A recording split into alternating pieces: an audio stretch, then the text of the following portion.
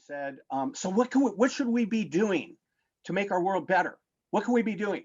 And so I think one of the panelists went, she says, well, you could do this and this and join this group and do this. And I went and followed on and said, yeah, and be informed and do this. And Nick Nickus piped in and he said, be saints, just be a saint, be holy. And that said it all, because if you do that, then the Lord will open up all kinds of other avenues for you to do. Welcome to Apostolicam Actuositatem, an interview series on effective apostolic activity for the 21st century. My name is Christopher Pereira. I'm the CEO of Tepeyac Leadership. Hi, everybody. My name is Andreas Widmer, and I'm the director of the Sioka Center for Principled Entrepreneurship at the Catholic University of America in DC, and I welcome you for being here. And we're very excited today to be joined by David Shaneyfelt, who is a lawyer from Southern California, and he is here with us to explore this topic that brings us here. How does a Catholic professional effectively advance the mission of the church within his or her career? David, welcome to the show.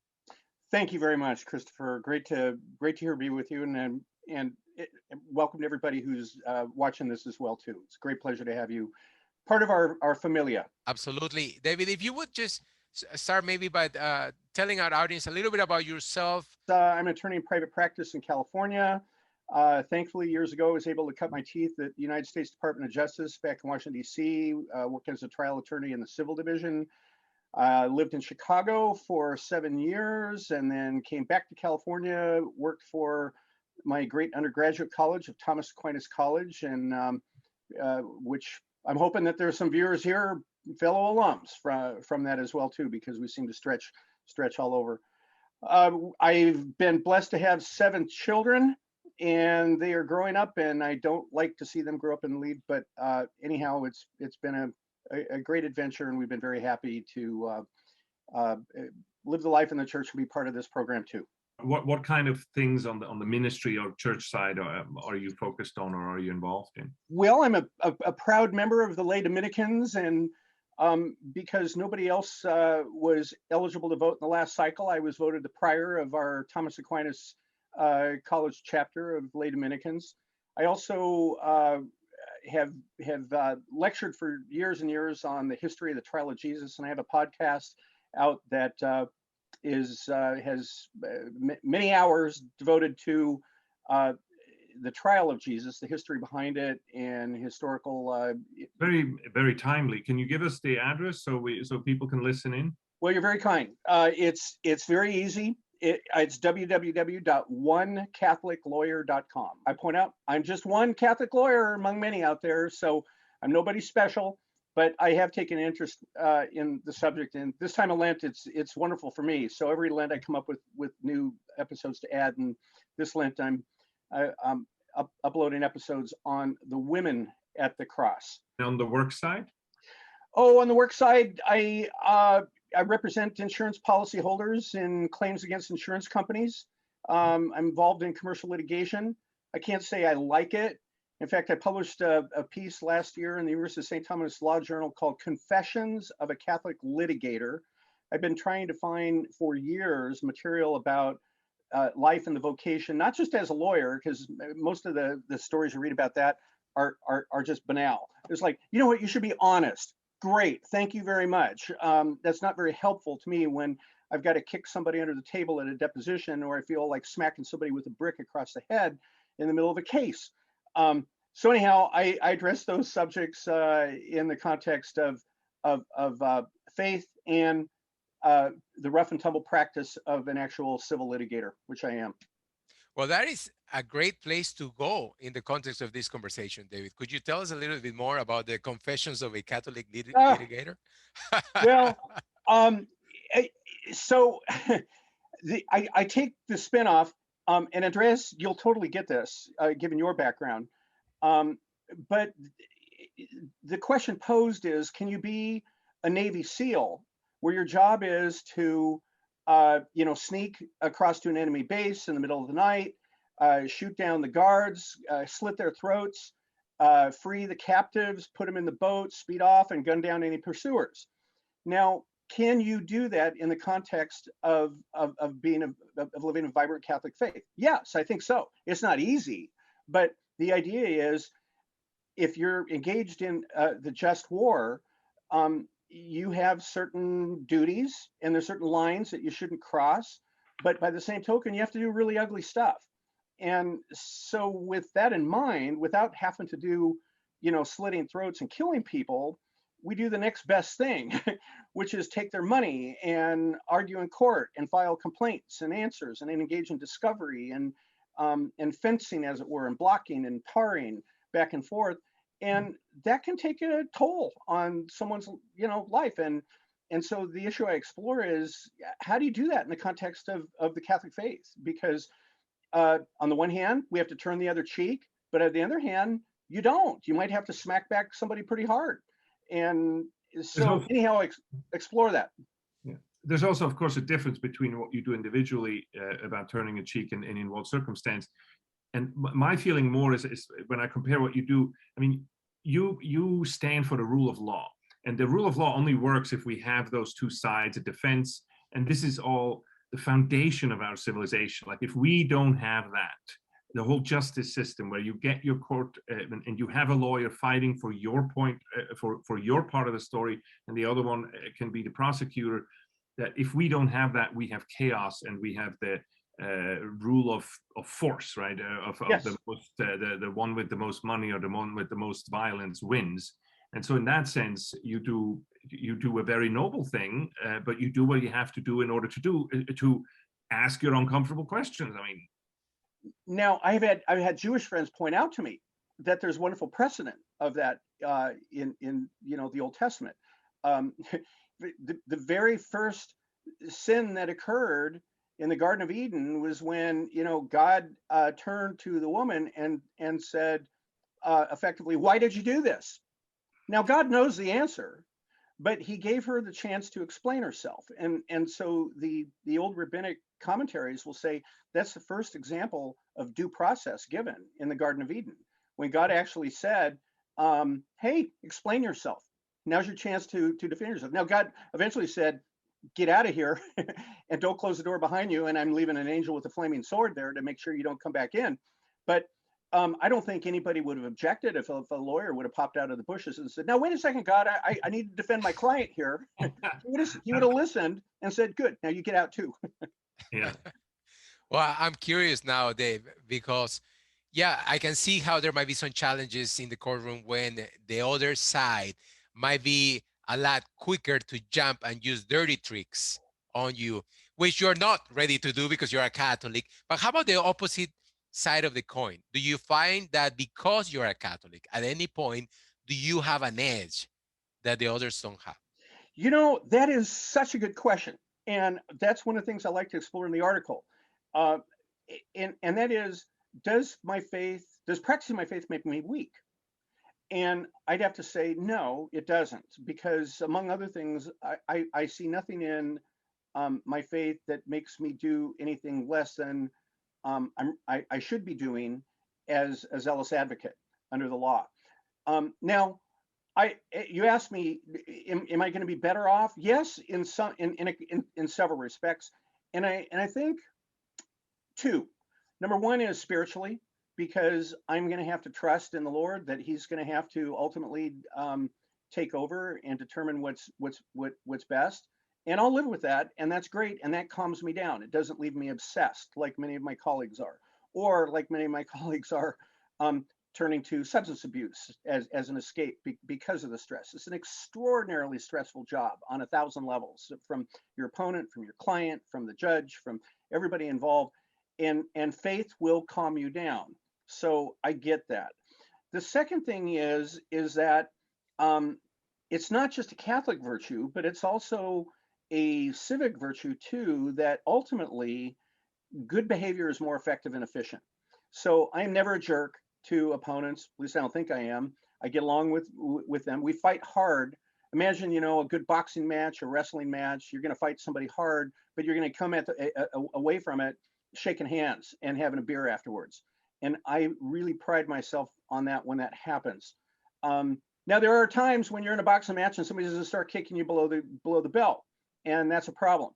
But here's the thing, and this is the point that I think is really interesting about faith and the intersection of law and ethics, which is you're better off not kicking back, because even though you be sorely tempted to, and even though it's a dirty trick and it's happened to you, don't do it, because among other things, a judge may find out, and if he does, he's going to hammer the other side for it. And you don't want to be hammered also.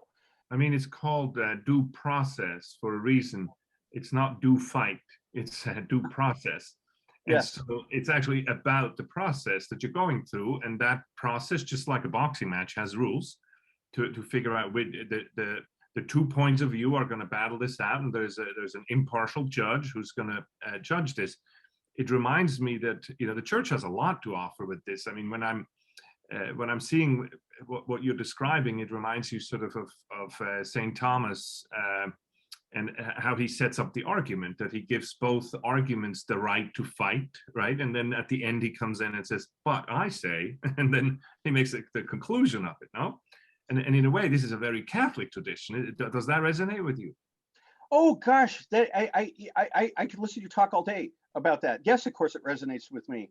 And having, tried to be a student of St. Thomas over the years, that's the virtue. He always starts off with objections to his position. Mm-hmm. And he doesn't create straw men. He makes the best arguments possible against his position, really tough ones, so that he can answer them. And because the process will yield truth. David, so you're in the courtroom fighting insurance companies for thousands or maybe sometimes millions of dollars. So in the end, when you go home, through the work that you do fighting insurance companies, did you help advance the mission of the church in any way? Is this also a valid path to sanctification for you? Being the devil advocate to the lawyer. Well, yeah, and unfortunately, that's the question we all have to ask ourselves on Judgment Day too, or we'll be asked that. And I don't know. I'd like to think so. One of the things at law and litigation in general is just transfer of money. I think it was Oliver Wendell Holmes said over 100 years ago. He said the chief practice of a civil litigator is to transfer money from column A to column B, or keep that from happening. Now, within that, of course, money is important to people. It makes our lives. It destroys lives when you don't have it. So yes, I do feel an advantage when I get people money that they deserve, that they're hurt in not having. So yeah, I suppose that is there anything particularly Catholic about that? No, unless I'm a good example in doing it, where I can lead with my faith. I cannot swear maybe as much as I should, where I can set example, where I can talk about my family, where I can talk about the more important things in life and remind people that money is not the most important things. There are far more important things than that. Just had a conversation this morning, right before we got off, with a client about that same thing. And he was concerned that, the ongoing fight was going to hurt a friendship, a lifelong friendship, and he thought it would terminate it. And I said, well, look, there are a lot more things important in life than money, and friendship's one of them. So if that's what you want to do, then let's by all means achieve that end. Whereas, I don't know, maybe another more aggressive counsel would say, yeah, but it's money, you got to get it. I'm not going to be there to do that. So here's the biggest frustration in the law, and this is the elephant in the room for anybody who practices, and that is law is obsessive, and there is no stone that you could possibly leave unturned in order to advance a case and prepare. If you do that, you'll destroy your life, because you're going to be away from your family. You'll always have an excuse. In 1820, Supreme Court Justice, Story said, the law is a jealous mistress, and oh my, is she? She's always beckoning and calling you. And there are many, many, many, many lawyers whose lives and families have been destroyed because of that. I am never going to let that happen with mine. I've had to, as it were, fake be a workaholic. I might be carrying binders up in the Little League stands or at the scout meeting or whatever kid activity we've got, and trying to carve around the edges. But I'm not going to neglect the family, and thankfully we've succeeded in that, and that hasn't been easy. But I would say as a whole, that's probably the biggest challenge that your average lawyer is going to face is that it sucks the everlasting life out of you. I think you're cutting right to the chase in the question of, does your work contribute to the kingdom of God, to the salvation of the world in that sense? And I think as Catholics, this is what you describe is exactly what this podcast, what this show is all about. We say, we as the lay people, it's not that we're not going to go into a profession, or that Catholics have special professions that they go to. No, not at all. We do all the professions. But what we do is, when we do them with conscientiously, and we try to be a model in it. That's really the evangelization, and that's really the advancement of the kingdom of God, is to show that this works, also to show mercy and to show humility when we don't always do it right, that we ask for forgiveness and so on. So it's sort of, that the Catholic lawyer should be recognized not by not fighting or not doing a good job, but by the humility and by the balance and by the example that they're giving. And I think that's what you're doing beautifully. Well, thank you. Gosh, I'm astounded at the insights and points that you're making through this, because they so resonate with me. But that's my own feeling as well. As lawyers will, goad each other. Nobody wishes they had billed more hours at the end of their life.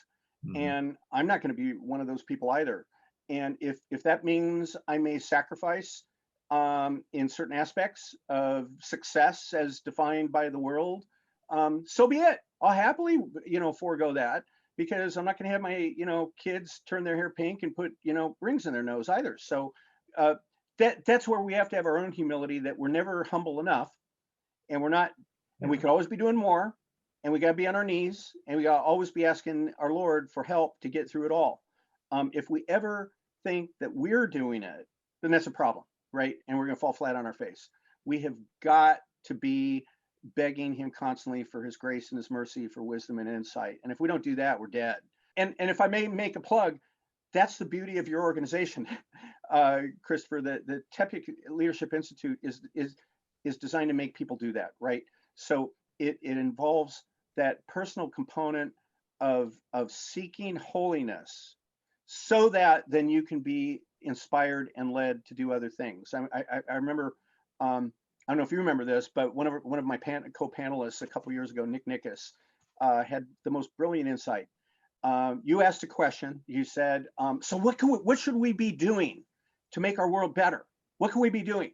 And so I think one of the panelists went. She says, "Well, you could do this and this, and join this group and do this." And I went and followed on and said, "Yeah, and be informed and do this." And Nick Nickus piped in and he said, "Be saints, just be a saint, be holy." And that said it all, because if you do that, then the Lord will open up all kinds of other avenues for you to do. And I just, I like to stay focused on that too, but that's what I see TEPIC doing. And that's the great beauty of it. David, thank you. And we couldn't do that if we didn't have models to present, to put in front of the participants, such as yourself. And this is exactly what you're doing, what you've been doing here with us today. Unfortunately, we've run out of time, but thank you for modeling for us what it looks to be a faithful Catholic in the practice of law. Thank you for joining this interview and sharing a little bit of your life and professional career with us, David. Thank you. It's a great honor to be here with you guys. Thank you. And everybody watching, thank you for joining. Please comment, like, and share this interview so that others can get the benefit of whatever value we're offering through it, and we can attain its maximum exposure. Thank you very much. See you next time. Thank you. Thank you, David. This has been very inspirational. I think we inspired a lot of people today on this. And thank you all for watching. I hope to see you again next time. And please help us spread the word and bring more people to hear this and hear this kind of witness.